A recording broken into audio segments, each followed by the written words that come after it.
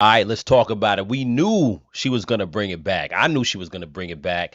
Kathy Hochul brought back congestion pricing to Manhattan, and she got rid of it in June of this year. And apparently, she's saying that she got rid of it to ease the woes of New Yorkers who are driving, to ease the financial woes. But we all know she got rid of it in June because the election season was starting. New York governor who put the brakes on congestion pricing last June today put it all in reverse and put the pedal to the metal. Governor Hochul officially bringing back to life the controversial and many say important congestion pricing plan. It's going to cost money to drive below 60th Street in Manhattan, although less than it would have before. And the money will be used to fund mass transit.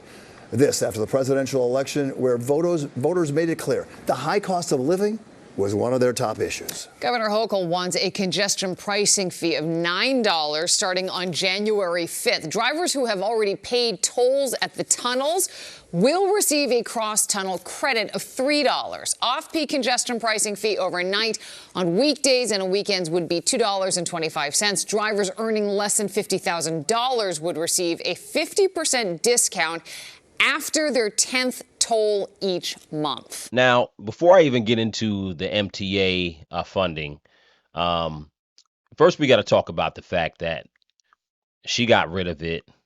You know, at the end of the day, if they were going to fund the MTA, they could have just let it keep going. Why not let it keep going through the election season? So the thing about it is that, look, New York is a blue state, as well as New Jersey is a very blue state, Democrat all day, right? So the Democrats were not feeling this pricing congestion, and she knew it was going to hurt Joe Biden's campaign and eventually would have hurt Kamala Harris's campaign, amongst other things, right? So driving into New York, you're going to pay, what, $17 to go through the toll or the bridge, through the tunnel or the bridge, right?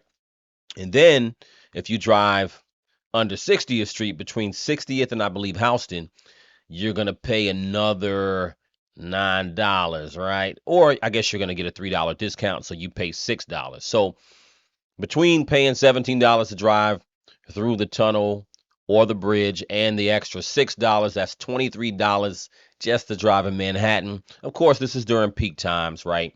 Most of the people who are driving on these streets at those times are people who are working, man. Taxi drivers, Uber drivers, truck drivers, whatever. Just people trying to make money. And New York is already, good Lord, so expensive to live. On the question tonight, of course, can President-elect Trump and Republican members of Congress opposed to congestion pricing stop it if it's already started? We have two reports tonight. New Jersey reporter Anthony Johnson is in Fort Lee with driver reaction, but we're going to begin with NJ Burkett. He is in Lower Manhattan. NJ.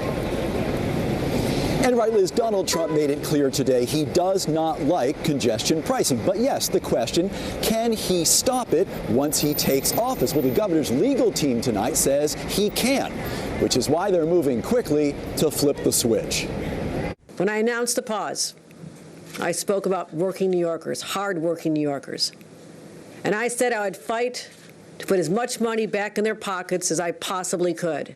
Yeah, but you didn't say you were going to bring it back at the top of the new year. That's something she didn't say, if that was her plan all along. As far as I know, I could be wrong, but I don't think that she said that. Now, if she had paused the program and told everybody, hey, I'm bringing this thing back right after the election, right?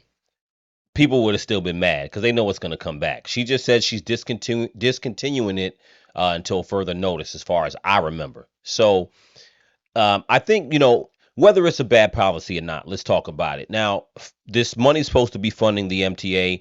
This is supposed to be funding the MTA for $15 billion. I don't know if New York has another choice when you really look at it objectively, because most of the tax money comes from, the multimillionaires and billionaires in New York City. Manhattan pays the majority of the state's taxes. It's a huge amount. Majority of the money comes from that small island of Manhattan. I don't think they really could tap on the wealthy for this project, because the wealthy are already like, nah, no more tax increases. So this is all going to hit regular everyday people for the most part, in my opinion. And people aren't going to like it. That she put the plan on hold in June because she believed the $15 toll was too high. I cannot add another burden to working and middle-class New Yorkers. But the governor struggled today to explain her abrupt decision to pause the plan while defending the new plan and attempting to sell the relaunch as a concession to working New Yorkers. Yeah, this is definitely a big sell. It was $15 before, and now it is $9. That is a 40% reduction. Congestion pricing is intended to ease traffic in Manhattan while raising $15 billion for the MTA. Money to pay for new trains and high-tech rail control systems, electric buses, expanding the 2nd Avenue subway, and making more stations accessible to the disabled. Tonight, Donald Trump says it's a mistake. It will be virtually impossible for New York City to come back, he said in a statement. It will hurt workers, families, and businesses, but in particular, anything to do with jobs. The governor's hoping to implement it before Trump has a chance to kill it.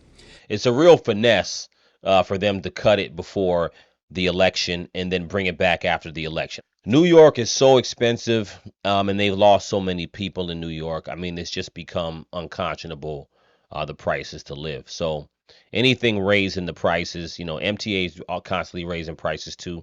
It's nasty work, but I don't know. You got to be a cajillionaire to live in New York and live comfortably. So let me know what you think in the comments. Crucial Convo.